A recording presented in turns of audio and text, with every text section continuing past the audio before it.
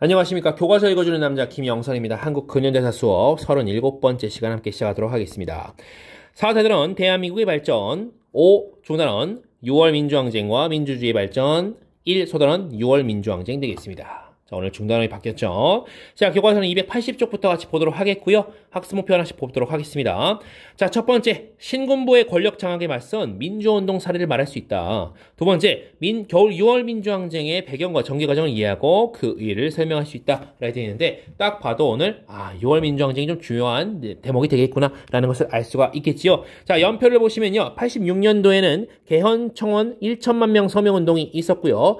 1987년 되면 박종철 고문치사 사건, 4.13 호원조치, 6.29 민주화 선언까지 이어지는 일련의 사건들을 볼 수가 있습니다. 자, 박종철 고문치사 사건은요, 1월 달에 있었습니다. 1월 달에 이 박종철 군이 고문 끝에 사망하게 됐는데, 경찰들이 처음에 정부가 이것을 책상을 탁 치니 하고 놀라서 죽었다라고 설명을 했습니다. 말이 안 되는 일이죠. 당시에 서울대학교 언어학과에 다니고 있던 20대 초반의 건장한 그 청년이 단순히 책상을 탁 치니 하고 죽었다라고 하는 말이 안 되는 일이었죠. 해서 아주 엄청난 그런 센세이션, 그 논란을 일으키게 됐던 일입니다. 그 이후에 4.13 호원조치, 6.29 민주화 선언까지 이어지는 일련의 사건들이 있으니까 이따 보도록 하겠고요. 자, 보시면 오늘 첫 번째 내용은 이겁니다. 신군부의 집권, 그리고 광주 그 이후라고 써 있습니다. 신군부가 집권하는 것은 여러분들 물론 12.12 사태부터라고 볼 수도 있지만 광주를 진압하고 나서, 즉 5월 18일 있었던 5.18, 즉 5월 광주를 진압하고 나서 신군부를 방해할 만한 요소가 사라진 거예요. 그래서 본격적인 집권 과정을 겪게 됩니다. 그리고 나서 신군부는 정책을 이제 입안하고 시행하게 되는데 그에 따른 반발들이 있었겠죠. 왜냐면 유화 조치와 강권 통치를 같이 했거든요. 부드럽게 풀어주는 것도 있지만 여전히 철권 통치도 있었다. 그 양면성을 보이는 걸 우리가 볼 거고요. 자, 그리고 나서 그 전두환 정권이 거의 끝나갈 즈음에 일어난 일이 바로 박종철 군의 고문치사 사건입니다. 탁 치니 하고. 그리고 나서 4.13 호원, 6월 민주항쟁, 민주화까지 가는 과정을 우리가 같이 보도록 하겠습니다. 자, 동그라미 1번입니다. 광주를 진압한 이후 신군부의 집권 과정을 보도록 할 건데요. 여러분들 마치 박정희가 5.16 이후에 바로 대통령이 된 것이 아닌 것처럼 그 전두환 역시 마찬가지입니다. 뭔가 조직을 하나 만들어요. 마치 박정희가 국가재건 최고회의를 통해서 여러간저런 정책들을 펴놨던 것처럼 이 전두환도 국가보위 비상대책위원회라는 것을 만들게 됩니다. 너무 길어요. 줄여서 국보위를 구성해서 정권을 장악하게 되고요. 뭘 했느냐 구체적으로 민주인사들을 구금합니다. 즉 민주화를 주장하는 사람들인 거죠. 이 사람들을 가둬요. 비판적인 대학 교수, 언론인들을 한국에서 쫓아내버려요. 추방합니다. 망명 떠나야겠죠. 언론을 통폐합시켜서 관리하기 쉽게 만듭니다. 언론 통폐합. 그리고 사회정화를 구실로 해서 삼청교육대라는 것을 만들어서 뭔가 사회 불황자들라든가 아니면 뭔가 길거리에 위화감 조성하는 그런 조폭들, 이런 사람들을 잡아갔는데 아무 죄도 없는 사람도 같이 잡아가요. 왜냐하면 경찰들에게 할당량을 줬거든요. 그래서 당시에 잡혀갔던 사람 중에 한 3분의 1 정도는 아무 죄도 없이 그냥 잡혀왔다라고 하는 그런 일이 있는데, 삼청교육대는 그런 사람들을 불러다가 인권 유린하고 저기 막 굴리고 군사적으로 막 그런 어떤 뭐 열차려 주고 했던 그런 곳입니다. 인권 유린의 현장이었어요. 자, 1980년 8월에 그동안 허수아비였던 최규화 대통령이 사임합니다. 79년 그 12월 6일에 당선됐던 그 최규화 있잖아요. 그래서 이 사람이 추방됐는데, 추방이 아니라 미안해요. 사임을 했어요. 자, 그리고 나서 여전히 무슨 헌법이죠? 자, 유신헌법에 따라서 전두환이 11번째 대통령에 선출됩니다. 그러니까 유신헌법에 따라서니까 통일주체 국민회의를 통해 된 거죠. 자, 그런데 자, 이후에 대통령 되고 나서 이 전두환이 바로 개헌을 하거든요. 8차 개헌해요. 자, 오케이. 우리가 개헌할게. 대신 대통령 임기는 7년이고 한 번만 할 수 있게 하자. 단임제를 얘기합니다. 그리고 나서 대통령 선거인단이라는 것을 구성해서 간선제로 뽑자라고 얘기하게 되는 거죠. 그리고 나서 81년 1월 이듬해가 됐죠. 당을 하나 만드는데 당 이름이 민주정의당입니다. 여러분들 박정희는 민주공화당, 전두환은 민주정의당 되겠습니다. 자, 이때 이제 비상계엄이 11.6 이후에 있었던 비상계엄이 드디어 해제가 되고요. 3월에 새로운 헌법에 따라서 대선을 다시 합니다. 그래서 12번째 대통령으로 다시 전두환이 임기를 리셋하게 되는 거죠. 자, 이제 대통령이 됐어요. 그러고 나서 본격적으로 이제 정책들을 펴나가야 되는데 유화 조치와 강권 통치를 같이 했다는 거예요. 유화 조치 볼게요.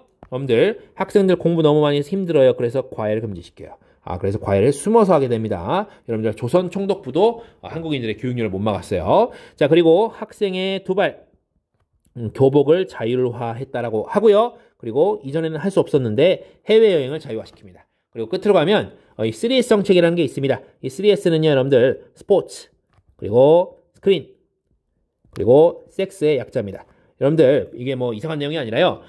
스포츠, 그 프로야구가 이때 출범하고요. 스크린, 영화 산업이 진행을 하게 되고요. 이 섹스는 뭐냐면 포르노그래피, 즉 여러분들 뭐 야한 동영상인 거죠. 그런 것들을 이제 진흥시키게 됩니다. 왜 그러냐면 이런 것들에 정신이 팔려서 정치에는 눈독 들이지 마라, 관심 갖지 말라는 그런 특징을 갖는 그런 정책이었던 거예요. 그렇게 알아두시면 되겠습니다. 자, 그리고 나서 강권 통치 볼게요. 자, 민주화 운동에 참여했던 대학생들은 강제로 징집시킵니다.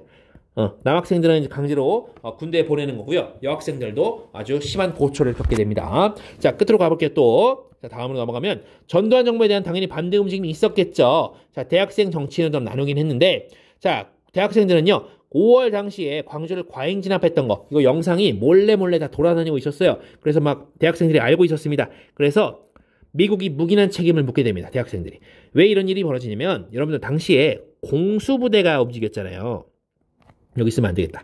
자, 공수부대가 움직이는데, 공수부대가 움직일 수 있었다는 건, 이 최정예 부대가 움직일 수 있었다는 거는 당시에 전시작 정권을 갖고 있던 미국이 이것을 묵인하지 않으면, 혹은 동의하지 않으면 불가능했었다 이겁니다. 그러니까 미국이 이것을 묵인했으니까 그때 그래서 광주 시민들이 이렇게 피해를 봤다라는 것입니다. 그래서 당시에 대학생들이 부산과 서울 등에 있던 미국 문화원의 방화를 불질러요. 뭐 이런 일들이 있었고요. 그리고 대학생들이 민중운동과의 결합도 오색하게 됐습니다. 자, 그리고 정치인들 볼게요. 자, 85년도에 YS, 즉 김영삼이죠. 그리고 DJ 김대중이죠. 이들을 중심으로 해서 당 하나 만들어요. 신한민주당이 되고요. 이후에 이 당이 12대 총선에서 첫 번째 야당화, 즉 야당 중에서 가장 큰 당이 됩니다. 가장 규모가 큰 당이 돼요. 자, 이 당을 중심으로 해서 86년도에 지금 8차 개헌 이후에 나온 그 개헌된 내용거, 그거 대통령 선거인단으로 간선제 대통령 뽑는 거, 그것을 또 바꾸자. 개헌 청원 1천만 명 서명운동이 일어납니다. 그 원하는 핵심 내용은 직선제 개헌입니다. 대통령을 직선하자라고 하는 것인데, 자, 이렇게 86년도에 이러고 있는데 87년 1월에 탁친이 억하고 박종철 군이 사망하게 된 겁니다. 그리고 나서 사람들이 막 우리 종철이 살려내라, 뭐 진상규명해라 하고 있는데 정부의 답변이 이거였어요. 4.13 호헌 조치입니다. 1987년 4월 13일 전두환이 직접 발표해요. 우리는 현행 헌법을 보호하겠다. 즉 호헌되겠죠. 그래서 호헌입니다. 헌법을 지키겠다, 수호하겠다는 거예요. 그런 내용을 발표한 것이 바로 4.13 호헌 조치인데, 5번 가겠습니다. 그 조치 이후에 6.29 민주화 선언까지의 과정을 보자는 겁니다. 자, 대치를 시켜놨어요. 신군부가 왼쪽에 있고 오른쪽에 민주화운동 세력이 있는데, 자, 4월 13일 4.13 호헌 조치를 내리자 민주화운동 세력이 당연히 분노하겠죠. 규탄하고요. 민주화 요구 확산됩니다. 그러다가 여러분들 굳이 5월 18일입니다. 광주 5.18 기리는 거예요. 그날 천주교 정의구현 사재단에서 박종철 군의 고문치사 당한 것이 지금 발표된 것조차 축소되고 은폐됐다. 더 윗대가리 책임자들이 있다. 라고 하면서 그것을 모두 까발리게 됩니다. 그러면서 사람들이 더 반응이 거세지게 되고요. 우리 모든 그 민주화운동 세력의 힘을 결집시키자. 민주헌법을 쟁취하자. 국민들끼리 함께 운동해서 일을 벌려보자. 민주헌법 쟁취 국민운동본부가 조직됩니다. 그런 와중에 6월 9일이었어요. 6월 9일에 연세대 학생이었던 이한열 열사가 그만 최루탄에 맞아서, 실제로 그 최루탄이 가스가 들어있는 그 탄에 맞아서 뒤통수를 맞으면서 의식불명 상태에 빠집니다. 그런데 아이러니하게도, 아주 역설적이게도 바로 다음날 6월 10일에 민주정의당, 그러니까 전두환 여당이죠. 민주정의당의 전당대회가 있었고요. 거기서 전두환 이후에 차기 대통령 후보로 노태우가 추대됩니다. 바로 전날에 연세대 학생 이한열 열사가 뒤통수에 그 최루탄 맞아가지고 의식불명한 그 상황에서 그 다음날 노태우, 다음 대통령 뽑고 있었다는 거죠. 다음 대통령 추대하고 있었다는 거예요. 자, 그러니까 사람들이 분노했겠죠. 전국 18개 도시에서 시위 전개하는데 내용이라 하면 호헌철폐, 독재타도. 우리는 직선제를 개헌하고야 말겠다. 쟁취하고 말겠다.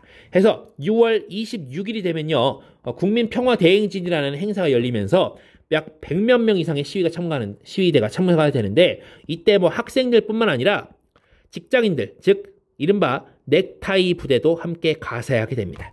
여러분들, 이 사람들 원래 시위 안 나와요. 잘못하면 일자리 잃거든요. 그리고 가족들 먹여 살릴 수 없게 될지도 모르잖아요. 근데 이런 사람들까지 길거리로 쏟아져 나왔다. 국민들의 분노가 얼마나 크게 달했는지를 보여주는 그런 장면입니다. 자, 그런데 결국에는 6월 29일 돼가지고 신군부의 노태우가 당시에 6.29 민주화선언을 발표합니다. 그 내용인즉 대통령 직선제 하겠다. 그리고 국민의 기본권을 보장하겠다라고 하는 것이 이 민주화선언에 같이 들어있었던 거죠. 그래서 이 6월 민주항쟁 또는 6.29 민주화선언을 통해서 오래된 독재가 종식되고 민주화의 진전을 이루었다라고 하는 것인데, 자, 이 6월 항쟁이라고 불리는 이 사건이 있죠. 6월 항쟁, 6월 민주항쟁. 오늘 이 6월에 있었던 이 사건을요, 그 날짜를 콕 집어서 6월 10일에 시작했다고 해서 60 민주항쟁이라고 부르기도 한다는 점 기억하시면서 오늘 수업 마치도록 하겠습니다. 오늘도 대단히 고생 많으셨습니다. 여기까지입니다.